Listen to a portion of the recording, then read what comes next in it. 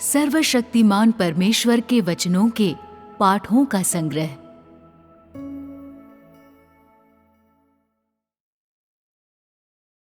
परमेश्वर का कार्य, परमेश्वर का स्वभाव और स्वयं परमेश्वर। 2।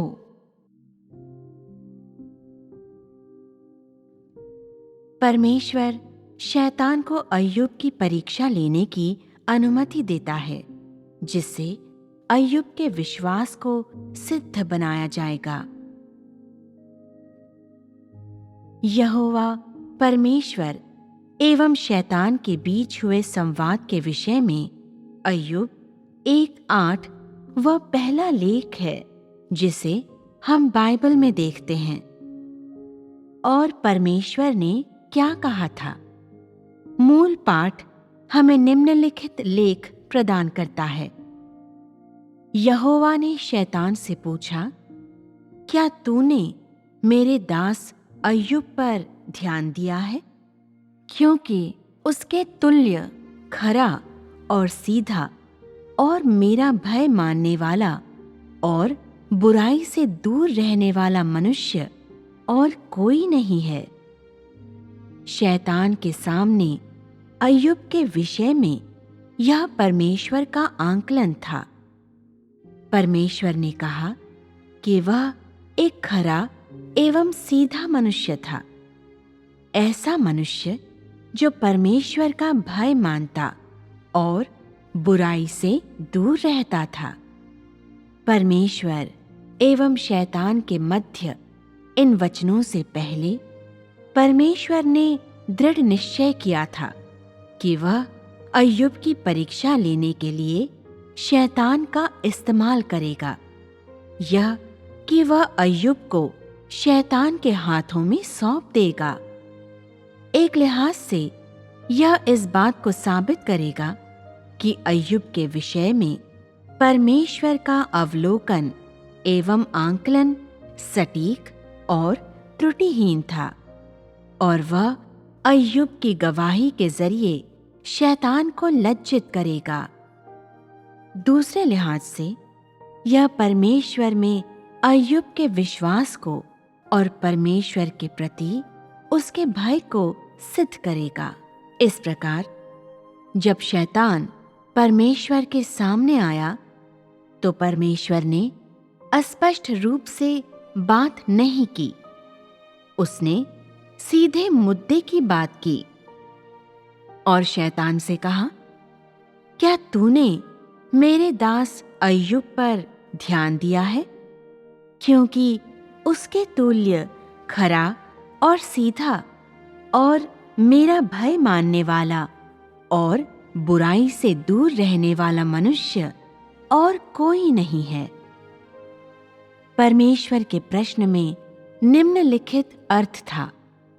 परमेश्वर जानता था कि शैतान ने सभी स्थानों में भ्रमण किया था और उसने बार बार अय्यूब की जासूसी की थी, जो परमेश्वर का सेवक था।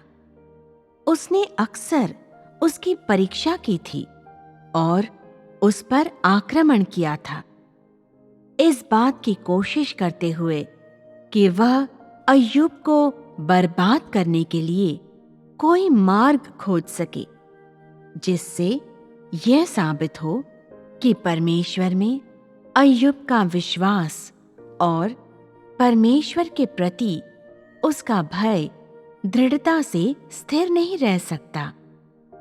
शैतान भी तत्परता से अय्यूब को तबाह करने के लिए अवसरों को खोजता रहता था कि शायद अय्यूब परमेश्वर को त्याग सकता था और शैतान को अनुमति दे सकता था, जिससे वह उसे परमेश्वर के हाथों से हथिया ले। फिर भी परमेश्वर ने अय्यूब के हृदय में झांका और देखा कि वह खरा एवं सीधा था, और यह कि वह परमेश्वर का भय मानता और बुराई से दूर रहता था। परमेश्वर ने शैतान को ये बताने के लिए एक प्रश्न का उपयोग किया कि अय्यूब एक खरा एवं सीधा मनुष्य है जो परमेश्वर का भय मानता और बुराई से दूर रहता था। यह कि अय्यूब कभी परमेश्वर को नहीं त्यागेगा और शैतान के पीछे नहीं चलेगा। अय्यूब के विषय में परमेश्वर की सराहना को सुनने के बाद शैतान के भीतर लज्जा से उत्पन्न एक प्रचंड क्रोध ने प्रवेश किया तथा वह और भी अधिक क्रोधित हो गया और वह अय्यूब को छीनने के लिए और भी अधिक अधीर हो गया, क्योंकि शैतान ने कभी भी यह विश्वास नहीं किया था कि कोई खरा और सिद्ध भी हो सकता है, या यह कि वे परमेश्वर का भय मान सकते हैं और बुराई से दूर रह सकते हैं। ठीक उसी समय शैतान ने भी मनुष्य की खराई एवं सीधाई से घृणा की थी और वह ऐसे लोगों से नफरत करता था जो परमेश्वर का भय मानकर बुराई से दूर रह सकते थे। और इस प्रकार अय्यूब 1:9-11 में लिखा हुआ है कि शैतान ने यहोवा को उत्तर दिया, क्या अय्यूब परमेश्वर का भय बिना लाभ के मानता है? क्या तूने उसकी और उसके घर की और जो कुछ उसका है उसके चारों ओर बाड़ा नहीं बांधा? तूने तो उसके काम पर आशीष दी है और उसकी संपत्ति देश भर में फैल गई है, परंतु अब अपना हाथ बढ़ाकर जो कुछ उसका है उसे छू, तब वह तेरे मुंह पर तेरी निंदा करेगा। परमेश्वर शैतान के द्वेषपूर्ण स्वभाव से भली भांति वाकिफ था और पूरी तरह से जानता था कि शैतान ने अय्यूब पर तबाही लाने के लिए बहुत पहले से ही योजना बनाई थी और शैतान को एक बार फिर से बताने के माध्यम से कि अय्यूब खरा एवं सीधा था और वह परमेश्वर का भय मानता और बुराई से दूर रहता था, परमेश्वर इस सिलसिले में शैतान को सीधे रास्ते पर लाना चाहता था और शैतान से उसके असली चेहरे को प्रकट करवाना चाहता था और उससे अय्यूब पर हमला करवाना और उसकी परीक्षा करवाना चाहता था। दूसरे शब्दों में परमेश्वर ने जानबूझकर इस बात पर जोर डाला कि अय्यूब खरा एवं सीधा था और ये कि वह परमेश्वर का भय मानता और बुराई से दूर रहता था, और इसकी सहायता से उसने शैतान से अय्यूब पर हमला करवाया था।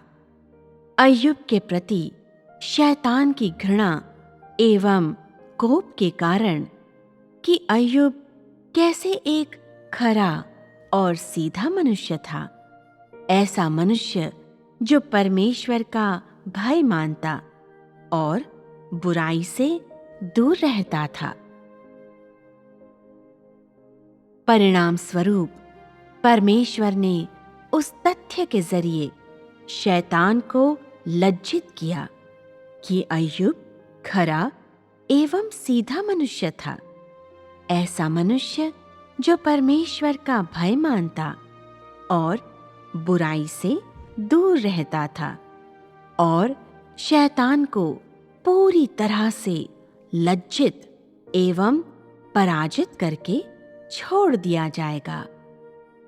उसके बाद शैतान अय्यूब की खराई सिधाई, परमेश्वर के भय या बुराई से दूर रहने के विषय में आगे से फिर कभी संदेह या दोषारोपण नहीं करेगा। इस रीति से परमेश्वर का परीक्षण और शैतान की परीक्षा लगभग अपरिहार्य थे। एकमात्र व्यक्ति जो परमेश्वर के परीक्षण और शैतान की परीक्षा का डटकर मुकाबला करने के योग्य था, वह केवल अय्यूब था। इस संवाद के आगे शैतान को अय्यूब की परीक्षा लेने की अनुमति प्रदान की गई थी। इस प्रकार शैतान के हमलों का पहला चक्र आरंभ हुआ। इन हमलों का निशाना था अय्यूब की संपत्ति, क्योंकि शैतान ने अय्यूब के विरुद्ध निम्नलिखित आरोप लगाया था। क्या अय्यूब परमेश्वर का भय बिना लाभ के मानता है? तूने तो उसके काम पर आशीष दी है और उसकी संपत्ति देश भर में फैल गई है। इसके परिणाम स्वरूप परमेश्वर ने शैतान को अनुमति दी कि अय्यूब के पास जो भी था उसे ले ले। यह वही उद्देश्य था जिसके लिए परमेश्वर ने शैतान से बातचीत की थी। तो भी परमेश्वर ने शैतान के सामने एक मांग रखी। जो कुछ उसका है वह सब तेरे हाथ में है, केवल उसके शरीर पर हाथ न लगाना। अय्यूब 1:12। शैतान को अय्यूब की परीक्षा लेने की अनुमति देने के पश्चात यही वह शर्त थी जिसे परमेश्वर ने रखा था, और अय्यूब को शैतान के हाथ में कर दिया था। और यही वह सीमा थी जिसे परमेश्वर ने शैतान के लिए निर्धारित की थी। उसने शैतान को अय्यूब को हानि न पहुंचाने का आदेश दिया, क्योंकि परमेश्वर पहचान गया था कि अय्यूब खरा एवं सीधा पुरुष था, और उसे विश्वास था कि उसके सामने अय्यूब की खराई एवं सिधाई संदेह से परे थी, और परीक्षा में पड़ने पर वह दृढ़ता से सामना कर सकता था। इस प्रकार परमेश्वर ने अय्यूब की परीक्षा लेने के लिए शैतान को अनुमति दी, परंतु शैतान पर एक प्रतिबंध लगा दिया। शैतान के पास अय्यूब की सारी संपत्ति लेने की अनुमति थी, किंतु वह उसे अपनी उंगली से छू नहीं सकता था। इसका क्या अर्थ है? इसका अर्थ है कि परमेश्वर ने उस समय अय्यूब को पूरी तरह से शैतान के हाथों में नहीं दिया था। शैतान अय्यूब की परीक्षा ले सकता था किसी भी माध्यम के द्वारा जिसे वह चाहता था, परंतु वह स्वयं अय्यूब को हानि नहीं पहुंचा सकता था। उसके सिर के एक बाल को भी नुकसान नहीं पहुंचा सकता था, क्योंकि मनुष्य की हर चीज को परमेश्वर के द्वारा नियंत्रित किया जाता है। चाहे मनुष्य जीवित रहे या मर जाए, इसका निर्णय परमेश्वर के द्वारा किया जाता है, और शैतान के पास ऐसा लाइसेंस नहीं है। जब परमेश्वर ने शैतान से इन वचनों को कहा, उसके पश्चात शैतान शुरुआत करने के लिए और इंतजार नहीं कर सकता था। उसने अय्यूब की परीक्षा लेने के लिए हर प्रकार के साधन का उपयोग किया था और बहुत पहले ही अय्यूब ने अपनी बहुत सारी भेड़ बकरियों एवं बैलों को और सारी संपत्ति को खो दिया था, जिन्हें परमेश्वर के द्वारा उसे दिया गया था। इस प्रकार परमेश्वर की परीक्षाएं उस पर आ गईं। हालांकि बाइबल हमें अय्यूब की परीक्षा की शुरुआत के विषय में बताती है, फिर भी क्या अय्यूब स्वयं वह पुरुष जिसे इन परीक्षाओं के अधीन किया गया था जानता था कि क्या हो रहा था?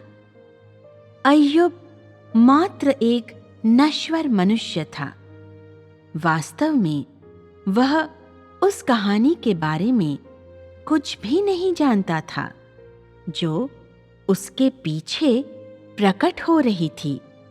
फिर भी परमेश्वर के प्रति उसके भय और उसकी खराई एवं सिधाई ने उसे यह महसूस कराया कि परमेश्वर की परीक्षाएं उस पर आ गई थीं। वह नहीं जानता था कि आत्मिक आयाम में क्या घटित हुआ था, न ही वह यह जानता था कि इन परीक्षाओं के पीछे परमेश्वर के इरादे क्या थे। परंतु वह नहीं जानता था कि इसके बावजूद कि उसके साथ क्या घटित होगा, उसे अपनी खराई एवं सिधाई के प्रति सच्चाई को थामे रहना चाहिए और उसे परमेश्वर का भय मानने और बुराई से दूर रहने के मार्ग में बने रहना चाहिए। इन मुद्दों के प्रति अय्यूब की मनोवृत्ति एवं प्रतिक्रिया को परमेश्वर के द्वारा साफ साफ देखा गया था। और उसने क्या देखा था? उसने अय्यूब के हृदय को देखा, जो परमेश्वर का भय मानता था, क्योंकि प्रारंभ से लेकर ठीक उस समय तक जब अय्यूब को परखा नहीं गया था, अय्यूब का हृदय परमेश्वर के सामने खुला हुआ था। इसे परमेश्वर के सामने रखा गया था और अय्यूब ने अपनी खराई एवं सिधाई का त्याग नहीं किया था, न ही उसने परमेश्वर का भय मानने और बुराई से दूर रहने की रीति को दूर किया था या उससे पीछे हटा था। और इससे बढ़कर और कोई भी चीज परमेश्वर के लिए संतोषजनक नहीं थी। इसके आगे हम देखेंगे कि अय्यूब किन परीक्षाओं से होकर गुजरा और वह इन परीक्षाओं से कैसे निपटा। आओ हम पवित्र शास्त्र को पढ़ें। अय्यूब की प्रतिक्रिया। अय्यूब 1:20-21।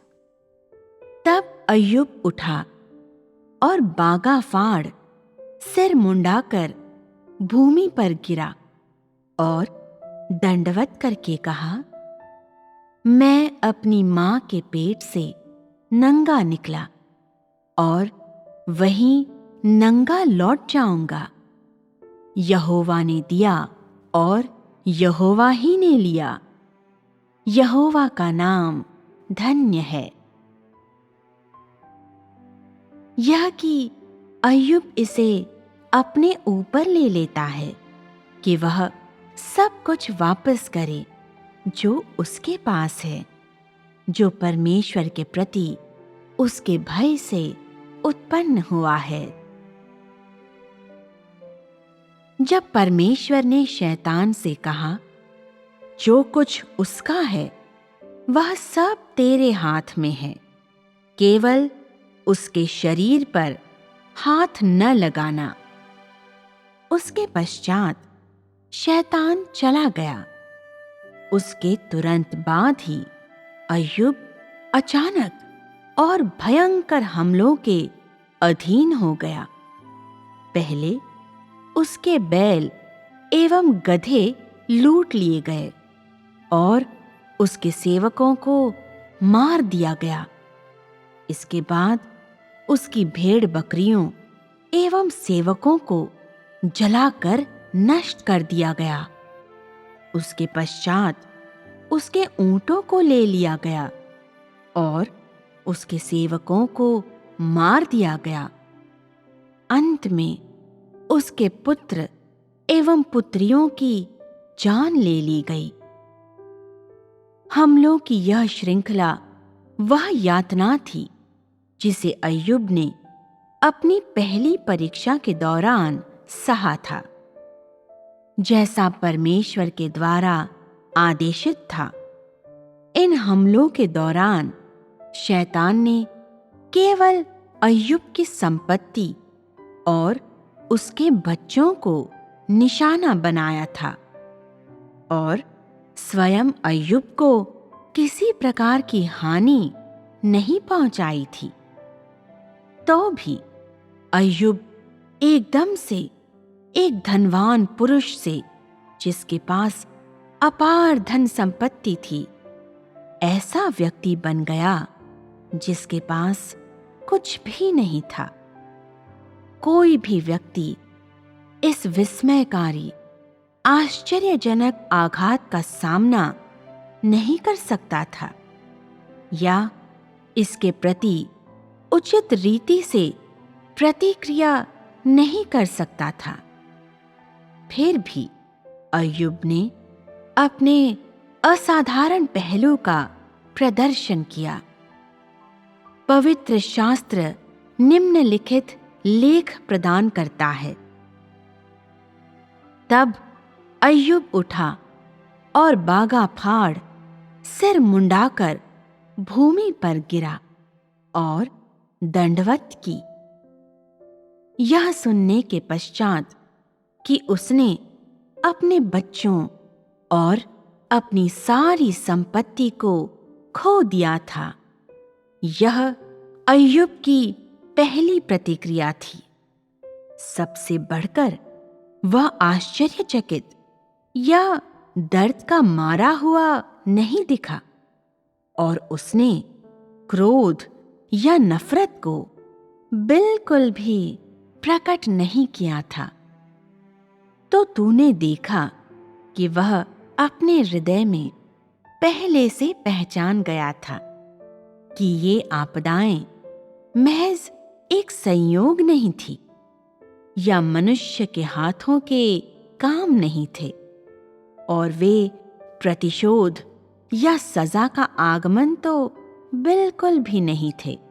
इसके बजाय यहोवा की परीक्षाएं उसके ऊपर आ गई थीं।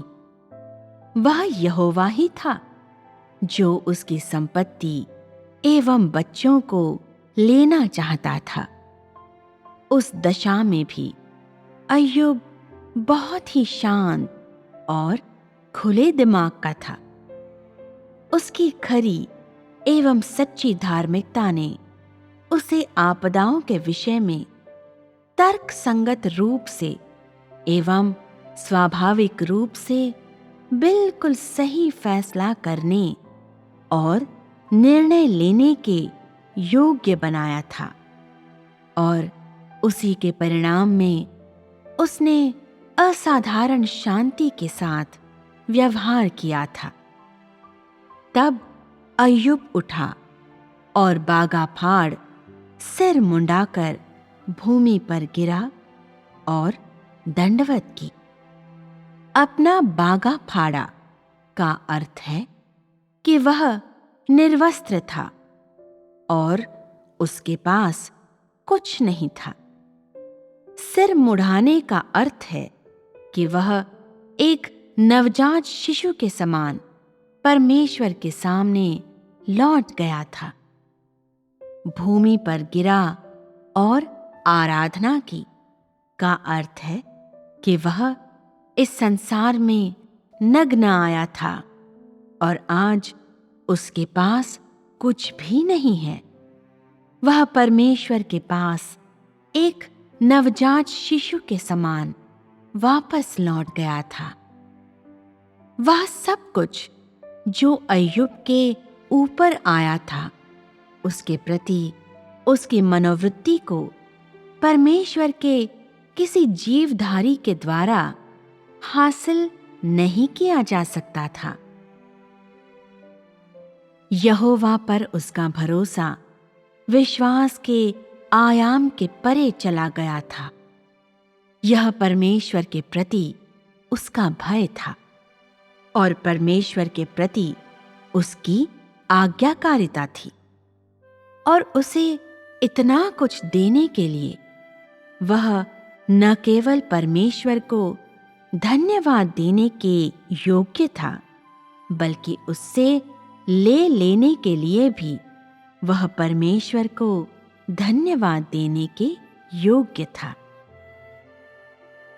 इससे अधिक और क्या, वह इसे अपने ऊपर लेने के योग्य था कि वह सब कुछ वापस करे जो उसका था, जिसमें उसका जीवन भी शामिल था। परमेश्वर के प्रति अय्यूब का भय एवं आज्ञाकारिता मानव जाति के लिए एक उदाहरण है, और उसकी खराई एवं सिधाई मानवता की पराकाष्ठा थी, जिसे किसी मनुष्य को अवश्य धारण करना चाहिए।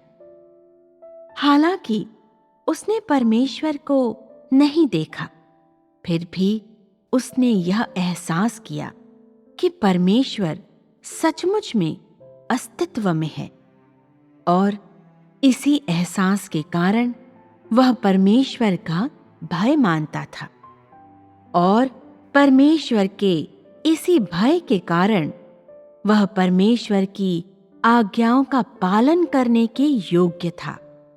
उसने परमेश्वर को स्वतंत्रता से शासन करने का अधिकार दिया कि जो कुछ उसके पास है उसे ले ले। फिर भी उसने कोई शिकायत नहीं की और परमेश्वर के सामने गिर गया और परमेश्वर से कहा कि इस समय में भले ही परमेश्वर उसके प्राण ले ले, फिर भी वह ऐसा करने के लिए प्रसन्नता से उसे अनुमति देगा, वह भी बिना किसी शिकायत के। उसका संपूर्ण आचरण उसकी खरी एवं सच्ची मानवता के कारण था। कहने का तात्पर्य है, उसकी बेगुनाही, ईमानदारी एवं उदारता के परिणाम स्वरूप अय्यूब परमेश्वर के अस्तित्व के विषय में अपने एहसास एवं अनुभव में अडिग था, और इस बुनियाद पर उसने स्वयं के विषय में दावा किया था तथा अपनी सोच, व्यवहार, आचरण एवं कार्यों के सिद्धांतों को परमेश्वर के सामने उसके लिए परमेश्वर के मार्गदर्शन और परमेश्वर के कार्यों के अनुसार मानकीकृत उन्नत किया था, जिन्हें उसने सभी चीजों में मध्य देखा था। समय के बीतने के साथ उसके अनुभवों ने उसमें परमेश्वर का सच्चा एवं वास्तविक भय उत्पन्न किया और उसे बुराई से दूर रखा। यह ईमानदारी का वही स्रोत था जिसके प्रति अय्यूब दृढ़ता से स्थिर रहा। अय्यूब ने ईमानदार, निर्दोष एवं उदार मानवता को धारण किया था और उसके पास परमेश्वर का भय मानने का, परमेश्वर की आज्ञा मानने का और बुराई से दूर रहने का, साथ ही साथ उस ज्ञान का वास्तविक अनुभव था कि परमेश्वर ने दिया और परमेश्वर ने ही ले लिया। केवल इन्हीं हालातों के कारण ही वह शैतान के ऐसे भयंकर हमलों के बीच दृढ़ता से खड़े रहने और गवाही देने के योग्य पाया था, और केवल उन्हीं के कारण ही वह तब परमेश्वर को निराश नहीं करने और परमेश्वर को एक संतोषजनक उत्तर देने के योग्य हो पाया था, जब परमेश्वर की परीक्षाएं उसके ऊपर आ गई थीं। हालांकि प्रथम परीक्षा के दौरान अय्यूब का आचरण बिल्कुल स्पष्ट था, फिर भी आने वाली पीढ़ियां ऐसी स्पष्टवादिता को हासिल करने के विषय में आश्वस्त नहीं थीं। यहाँ तक कि जीवन भर के प्रयासों के बाद भी न ही वे अय्यूब के आचरण को आवश्यक रूप से धारण करेंगे, जिसका वर्णन ऊपर किया गया है। आज अय्यूब की स्पष्टवादी आचरण से सामना होने पर और इसकी तुलना मृत्यु तक संपूर्ण आज्ञाकारिता एवं वफादारी की उस पुकार एवं दृढ़ निश्चय से करने पर, जिसे उन लोगों के द्वारा परमेश्वर को दिखाया जाता है जो परमेश्वर पर विश्वास करने और परमेश्वर का अनुसरण करने का दावा करते हैं, तो क्या तुम लोग अत्यंत लज्जित महसूस करते हो या नहीं करते हो? जब तू उन सब के विषय में पवित्र शास्त्र में पढ़ता है जिसे अय्यूब और उसके परिवार के द्वारा सहा गया था, तो तेरी प्रतिक्रिया क्या होती है? क्या तू अपने ही विचारों में खो जाता है? क्या तू बहुत अधिक आश्चर्यचकित हो जाता है? क्या वे परीक्षाएं जो अय्यूब पर आ पड़ी, उन्हें खौफनाक कहा जा सकता है? अन्य शब्दों में, जैसा पवित्र शास्त्र में वर्णन किया गया है, अय्यूब की परीक्षाओं के विषय में पढ़ना काफी भय उत्पन्न करता है। वे वास्तव में कैसी रही होंगी, इसके बारे में कुछ नहीं कहा जा सकता है। तो तूने देखा कि जो कुछ अय्यूब पर घटा यह कोई व्यावहारिक अभ्यास नहीं था, परंतु एक असली युद्ध था, जिसमें वास्तविक बंदूकें और गोलियां शामिल थीं। परंतु किसके द्वारा उसे परीक्षाओं के अधीन किया गया था? वास्तव में उन्हें शैतान के द्वारा क्रियान्वित किया गया था। उन्हें व्यक्तिगत तौर पर शैतान के द्वारा क्रियान्वित किया गया था, परंतु उन्हें परमेश्वर के द्वारा अधिकृत किया गया था। क्या परमेश्वर ने शैतान को बताया था कि उसे किन माध्यमों से अय्यूब को परखना है? उसने नहीं बताया था। परमेश्वर ने उसे सिर्फ एक शर्त दी थी। उसके बाद परीक्षाएं अय्यूब पर आ पड़ी। जब ये परीक्षाएं अय्यूब पर आ पड़ी, तो इसने लोगों को शैतान की बुराई एवं कुरूपता का और मनुष्य के प्रति उसकी दुर्भावना एवं घृणा और परमेश्वर के प्रति शत्रुता का एहसास कराया। इसमें हम देखते हैं कि शब्दों में इसका वर्णन नहीं किया जा सकता कि यह परीक्षा कितनी भयावह थी। ऐसा कहा जा सकता है कि उस द्वेषपूर्ण स्वभाव को, जिसके तहत शैतान ने मनुष्य का शोषण किया था, और उसके कुरूप चेहरे को इस समय पूरी तरह से प्रकट किया गया था। शैतान ने इस अवसर का इस्तेमाल किया था, उस अवसर का जो परमेश्वर की अनुमति के द्वारा प्रदान किया गया था, ताकि अय्यूब को उत्तेजनापूर्ण एवं बेरहम शोषण अधीन किया जाए। उस तरीके एवं क्रूरता से उस स्तर के अधीन किया जाए जिसके तहत दोनों ही आज के लोगों के लिए अकल्पनीय और पूरी तरह से असहनीय हैं। यह कहने के बजाय कि शैतान के द्वारा अय्यूब की परीक्षा ली गई थी और ये कि वह अपनी गवाही के दौरान दृढ़ता से स्थिर खड़ा रहा, यह कहना बेहतर है कि उन परीक्षाओं में जिन्हें परमेश्वर के द्वारा उसके लिए तय किया गया था, अय्यूब ने अपनी खराई एवं सिधाई की सुरक्षा करने के लिए और परमेश्वर का भय मानने और बुराई से दूर रहने की अपनी रीति का बचाव करने के लिए शैतान के साथ एक मुकाबले की शुरुआत की थी। इस मुकाबले में अय्यूब ने बहुत सारी भेड़ बकरियों एवं पशुओं को खो दिया था।